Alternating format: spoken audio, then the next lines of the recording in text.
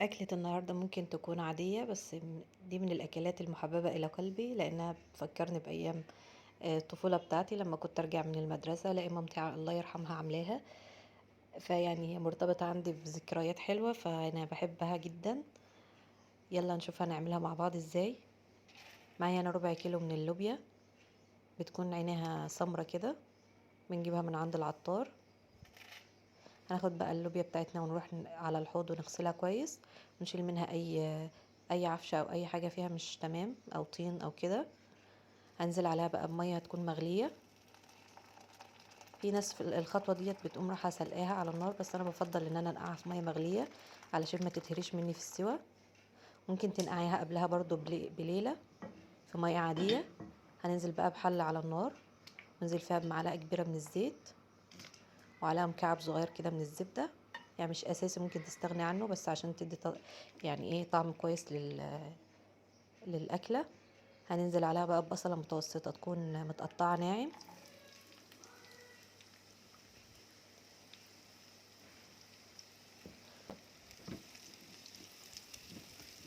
هنبدا بقى نقلب البصله بتاعتنا كده لحد ما تاخد لون شفاف.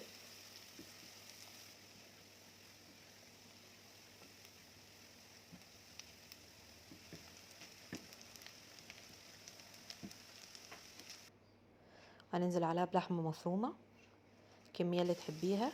وكمان دي مش خطوه اساسيه، لو انت عندك شوربه مثلا مخزناها في الفريزر او متبقيه عندك من يوم قبل كده، تقدري تستغني عن اللحمه المفرومه وتضيفي الشوربه، هتطلع برضو اللوبيا طعمها لذيذ يعني.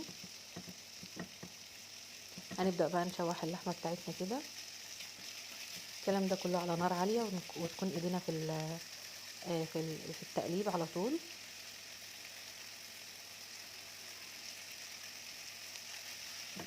هنبدأ بقى نقلب في اللحمة كده لحد ما تاخد كلها نفس اللون اللي هو البني الفاتح ده، يعني معنى كده ان هي دخلت في التسوية.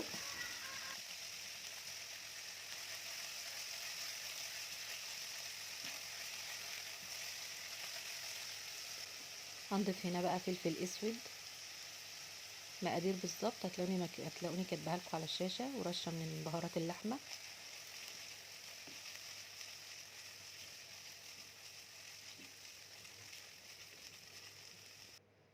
هنزل عليها بقى بنص كيلو من الطماطم المعصورة، هنكون مصفينها كويس من القشر والبذر. هنقلب بقى كل ده مع بعضه كده، وهنغطيها ونسيبها بقى تتسبك. يعني مش تتسبك لحد ما يتحول لونها للون شفاف كده، والمواد الدهنية كلها تطلع على الوش. يعني مش عايزينها تتسبك قوي عشان ما تبقاش تقيلة على المعدة.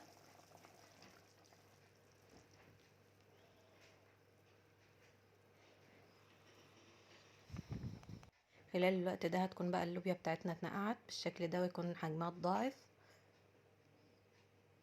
هنبدأ بقى نصفيها من المية بتاعتها، هنلاقيها بقت لونها اصفر كده. هنصفيها من المية بتاعتها ونغسلها تاني كويس، وننزل بقى في الصلصة.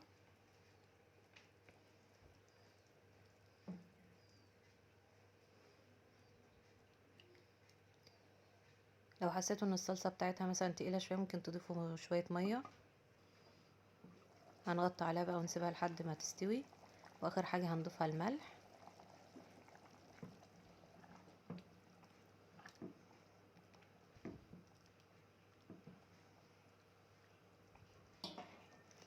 هنختبر هنا كده اللوبيا، نشوفها استوت كويس ولا لأ.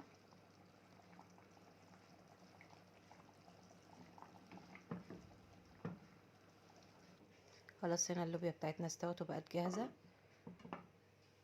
هناخدها بقى ونقدمها. تقدري تعملي جنبها رز بالشعرية او حباية وحباية زي ما تحبي. تقدميها بقى جنبها شوية مخلل وسلطة، وبالهنا والشفا.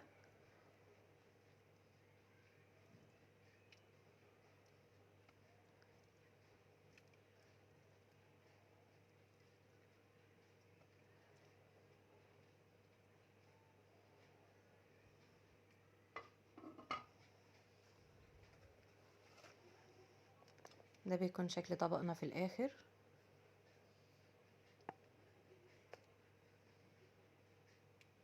لو بتحبي بقى الاكله دي انزلي اكتبي لي في الكومنتات، ولو عجبتك اعملي لايك وشير وسبسكرايب لو لسه مش لو لسه اول مره تشوفيني، وفعلي الجرس عشان يوصلك كل جديد اول باول.